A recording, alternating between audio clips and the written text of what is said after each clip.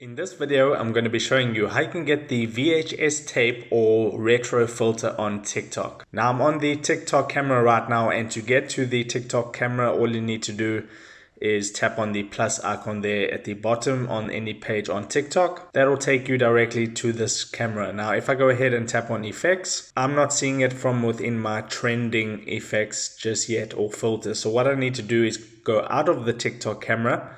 Then I need to tap on the discover option there at the bottom next to the home button. And then in the search bar, I want to type vintage DV. Vintage space DV. Tap on the auto suggestion that pops up. And there you can see it says effects and then vintage DV. Now, if you're not finding that effects label over there, what you can do is tap on any one of the videos that are using that filter, and you can see above the person's username it says vintage DV, so you can tap on that as well to go to the filters page, but I'll just tap on effects. Now keep in mind that filters aren't rolled out to every single account in every single country at the same time. Just because it's on one account doesn't mean it'll be on another account. So if you do have the effect on your TikTok, go ahead and tap on the effect, and then from here you can add it to your favorites so you can quickly get access to it later. You can go ahead and check out all the other videos using the filter, or you can go ahead and tap on the record button there at the bottom to go ahead and use the filter. And now you can see I have the vintage or VHS style TikTok video. I can go ahead, press the record button, record my video.